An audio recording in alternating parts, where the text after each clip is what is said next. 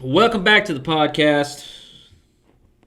We're going to continue on looking at Mr. Nehemiah. Like I said before, amazing story.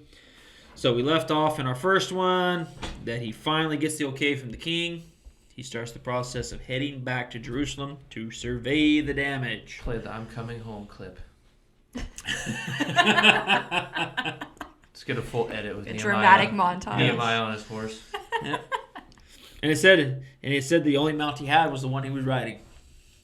It's literally the epitome of you and the horse you rode in on. Yeah, exactly. So he shows up, and it's pretty cool because one of the things it says is he had not told anyone what my God had put in his heart to do for Jerusalem. So it wasn't like he was advertising for help. It wasn't like he was begging people. No, he just understood that this was laid on his heart by God that he needed to do. I know. I think he literally just woke up one morning. That's how I like to picture it in my head. He just woke up one morning, got on his horse, and just set off for Jerusalem. Just left. Yep. See you guys. Yep. Where are you going? Don't worry about it. I'll tell you later. Uh-huh. It's going to be really cool, though. We'll see if it works out. Yeah. And so he didn't try to find a whole bunch of volunteers to help him. He knew that God was gonna help him figure it out as he went along. Which I think there's a powerful lesson there for us. Is that sometimes we just need to start. Just start with some trust. Go. Just know that God's got it. He's big enough to handle it. Just keep moving. Mm-hmm. Yeah. Only thing you need to do is get to work. Mm-hmm. And of course he gets there, and it's not a good sight. No, state of the wall is not great. I think he was surprised by how bad it was. Yep. I think so. I think he left with an understanding of, things aren't going to be good. Jerusalem's in shambles. But then it just the way I read it, it sounds like, he knew it was going to be bad, but I was like, dang, didn't know it was going to be this bad. Hey, God, maybe somebody else.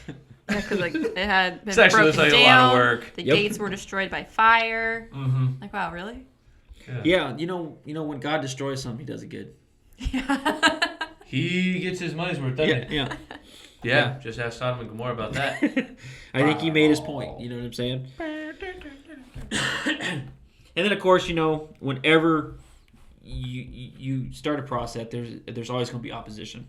Mm-hmm. But before that, though, as he's talking to some people, surveying the damage, all of a sudden he starts to have people just want to join him and help him. They replied, "Let's start rebuilding." So they began this good work. Yeah, it's amazing how if God wants something done, he'll put somebody in charge, but then people just naturally want to help. Mm-hmm. And I love that the answer at the end, because there are some people there who are kind of giving him some trouble. A little bit of mocking going on. Yeah. Mm-hmm. The God of heaven will give us success. So he already knew where the success was going to come from. Mm-hmm. He knew he wasn't going to be able to do it. It was going to have to be God. Yep. Which I think is extremely important, because I think if Nehemiah had relied on his own self, it never would have happened. Well, I do like, too, because they mock him a little bit. It gives the names here. Sanballat the Horonite, Tobiah the Ammonite official, and then Geshem the Arab. And they mocked and ridiculed us.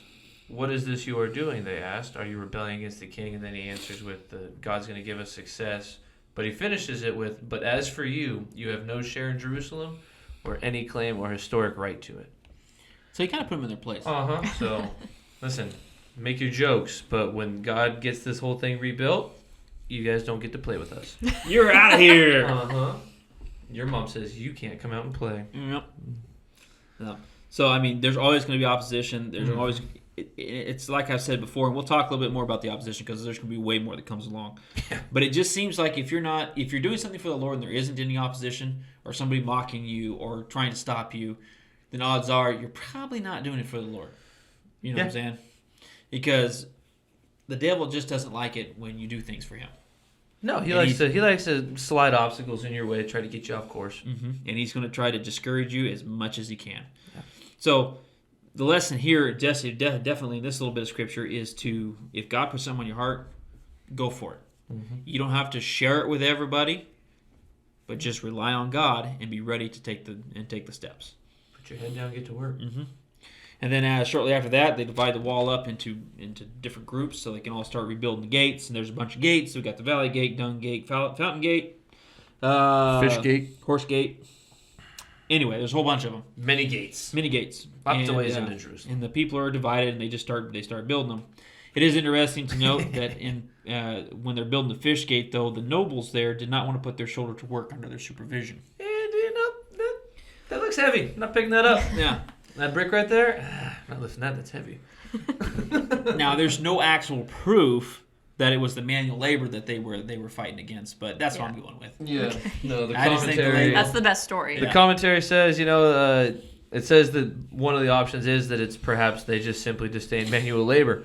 One possibility is the nobles might have felt threatened by Geshem the Arab, or they were longtime residents who might have just been jealous of the newcomers. I like the But for the story's sake, it makes it a much better story Yeah. if they just didn't Still, want to they're listen not building that well. That's heavy. Manual labor? Yeah. That's never heard of it. And it's interesting because I'm a noble. when you're doing things for the Lord, you will run into those kind of people. You know what I'm saying? That's a fact, Jack. And the tough part is knowing that God has put them all together for a reason. You don't know what that reason is yet, and you got to figure out how to deal with them. Mm-hmm. You know what I'm saying? Yes, I do.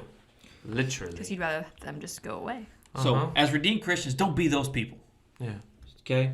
Put your shoulder to the Cut word, the get it bamboo. done. Get it. Yeah. Roll the barbed wire. Sounds like you guys have some That was a terrible day. frustration. That was a terrible day. That was a great day for me. I don't know what his problem was. Oh, you weren't in the manual labor I was group? No, Oh. he was with the puppet. I He was was with puppet group. the fruity group. He was doing snow cones. Uh-huh. You were doing snow cones. We set up the bounce house. No, you didn't. The group we were with had people moving the bounce houses from place to place. He set up a puppet stage. Yep, I did. Did some songs. Nope. Not the rest of us cutting bamboo with scissors, pretty much. Rolling up barbed wire, moving. It was an old house up on a hill, Texas hill. And So it looks more like a molehill. yeah, and literally it was an old bumpy rundown road. house that we literally gutted. We were like a demo crew. I remember I don't remember who I was with, but me and this other guy were literally just carrying an old refrigerator. He's like, refrigerator's actually pretty nice. Let's take that upstairs. What?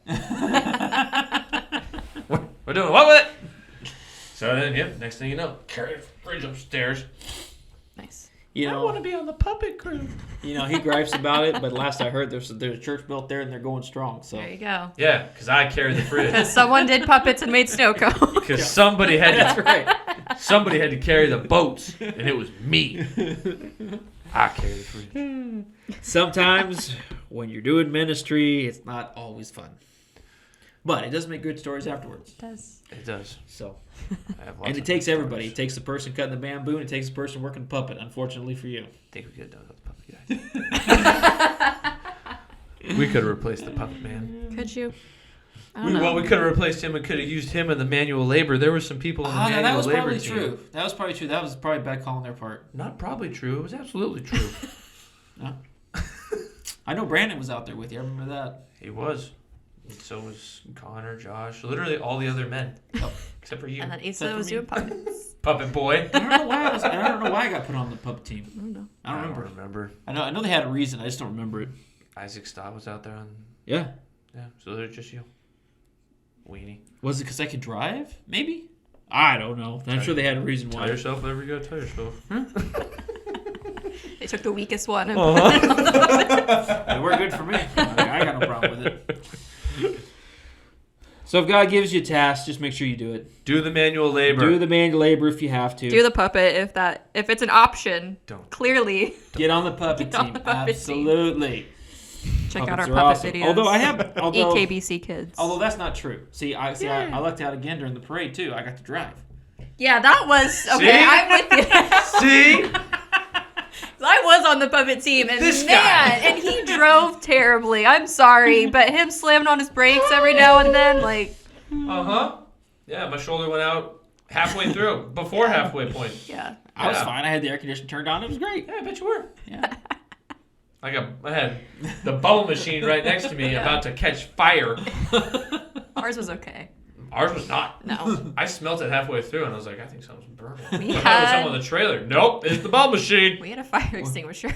Was it the one that Shalisha brought? Yeah. Oh.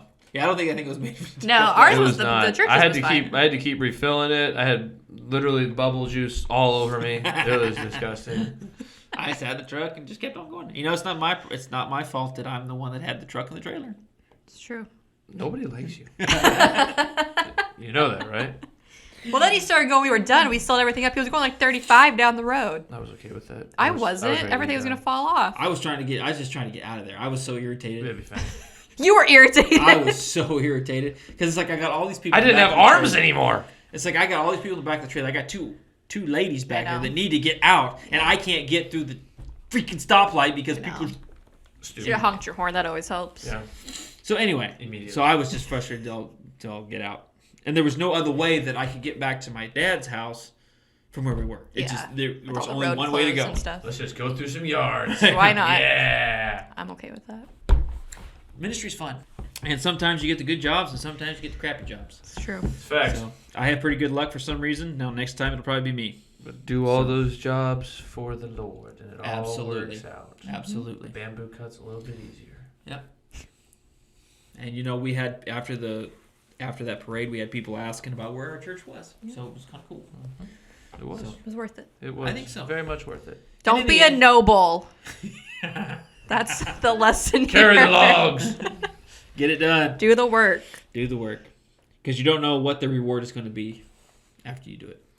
Fact. So now, granted, we're not supposed to be doing it for the reward, No. but it's nice to see those rewards afterwards.